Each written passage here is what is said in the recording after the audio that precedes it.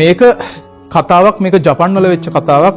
මම පෞද්ගලිකව ආසයි මේකට. මේක හිම වැටෙන කාලයක්. ටිකක් ලොකුවට හදපු පෝසත් ගෙදරක මිනිස්සෙක් ඉන්නවා. යා මේ තමන්ගේ ගිනි උඳුන ගාව ඒකත් පත්තු කරන කර්ටන් එක ඈත් කරලා ජනේලෙන් එළිය මොකද්ද වෙන්නේ කියලා බලනවා. දරුණුවට හිම වැටෙනකොට සාමාන්‍යයෙන් එළිය පහළට ගිහිල්ලා වැඩ කරන්න අමාරුයි. මෙයා මෙහෙම එළිය බලාගෙන කල්පනා කර කර ඉන්නකොට යාට කළුවරේ චූටි හෙවණල්ලක් හෙලවෙනවා පේනවා. නිකන් කවුරුත් නැති පරිසරයක එක හෙවණල්ලක් මූව් වෙන්න ගත්තට පස්සේ තේරෙනවනේ. ඊට පස්සේ මෙයා මේ හෙවණල්ල දිහා ફોකස් කරගෙන ඉන්නකොට එයාට තේරෙනවා මේ හෙවණල්ල චුට්ට එයාගේ ගෙවල් පැත්තට එනවා. ජපානවා දැකලාදී තාප්ප හදන්නේ 아무තු විදිහකට. තාප්පේ හදලා ඔයා දැකලාදී තාප්පෙටත් මෙහෙම චූටි වහලයක් තියෙනවා. එතකොට එයාට පේනවා මේ අර හෙල්ලි තිබ්බ හෙවණල්ල මේ තාප්පේ කිට්ටුවට එනවා කියලා. එනකොට අර තියෙන බල්බ්ස් වලට නියොන් බල්බ්ස් හරි මොනවා හරි තියෙන. එතකොට එයාට පේනවා මේ මිනිස්සෙක් තමයි එන්නේ කියලා. ලොකු වයසක් තියෙන මිනිස්සෙක් නෙමෙයි අවුරුදු 40ක විතර මිනිස්සෙක් සීතලේ ගෙහි එයා මේ තාප්පේ යටට වෙලා ඉන්නවා. පැයක් විතර මෙහෙම යනවා මේ මිනිස්සයා තාප්පයට වෙලා ඉන්න කිසි අවුලක් නැහැ. උඩේ ඉඳන් මේ සල්ලි තියෙන මිනිස්සයාත් මේක බලාගෙන ඉන්නවා. ඊට පස්සේ මෙයාට මේ මිනිස්සයාට අනුකම්පා හිතෙනවා. ඊට පස්සේ මෙයා එළියට ගිහිල්ලා ඉවරලා අර මිනිස්සයාත් එක්ක කතා කරනවා.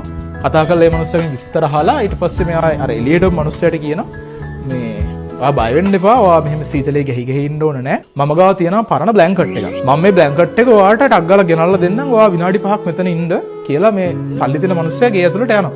මේ ගෙට ගිහිල්ලා ඉවර වෙලා මෙයා ගේ ඇතුළේ ඉන්නකොට මෙයාට දුවක් කියනවා. මේ දුව මෙයාට කතා කරනවා මෙහෙමයි තාත්තේ මේ බිස්නස් කෝල් එකක් ආව තාත්තා එළියට ගිහිල්ලා තිබ්බ අතරේ චුට්ටක් මේක බලන්න කියලා.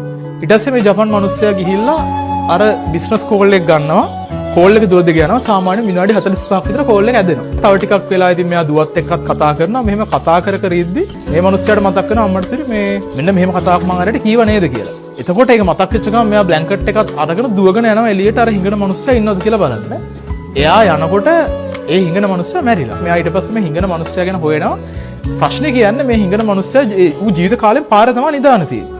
එතකොට හිම වැටෙන්න පටන් ගත්ත දවස් නම් දැන් මේ හිම වැටෙන කාලේ මැදට ඇවිල්ලා ඒ පටන් ගත්ත දවස් නම් මැදට එනකම මේ මනුස්සයා හිම වැටෙදි සීතලේ එළිය තමයි ඉඳලා තියෙන්නේ. හැබැයි ප්‍රශ්නයක් වෙලා නැහැ. මේ මනුස්සයාගේ තාප්පේ ගාවට ඇවිල්ලා මෙයා කතා කරාට පස්සේ අර හිඟන මනුස්සයා මැරිලා යනවා. ඒකට මොකද්ද හේතුව? මෙච්චර කාලයක් අර හිඟන මනුස්සයා එළියේ ඉන්නකොට එයාගේ පැත්තෙන් හිතුවොත් මෙයාට ප්‍රශ්නයක් තිබුණා නෑ. එයාට අවුලක් නෑනේ. හැබැයි අර සල්ලි තියෙන මනුස්සයා Tamanට ඇවිල්ලා පොරොන්දුවක් වෙනවනේ. මම ඔයාලට බ්ලැන්කට් එකක් රස්නෙට ඉන්න ගෙනල්ලා දෙනවා කියලා. එතකොට අර හිඟන මනුස්සයා තමන්ගේ හිතෙන් ඉමේජිනේෂන් එකක් හදා ගන්නවා. දැන් මට බ්ලැන්කට් එකක් ගෙනල්ලා දෙයි. එතකොට බ්ලැන්කට් එකක් ගෙනාවුවම මට මෙහෙම ඉන්න පුළුවන් කියලා ඉමේජිනේෂන් එකක් හදා ගන්නවා. හැබැයි අර වෙච්ච සිද්ධියත් එක්ක බ්ලැන්කට් එක එයාට හම්බ වෙන්නේ නැති වෙනකොට අර ඉමේජිනේෂන් එක චුට්ට මොකද වෙන්නේ? කඩාන වැටෙනවා. එයා මානසිකව වැටෙන්න පටන් ගන්නවා. තේරෙනවද කියන එක? ඒකත් එක්ක මෙච්චර කාලයක් සීතල ටොලරේට් කරගන්න පුළුවන් වෙච්ච මිනිස්සයාට එතනින් එහාට මේ සීතල කියන එක දරා ගන්න බැරි වෙනවා. ඔයා මිනිස්සෙගේ ඔළුවේ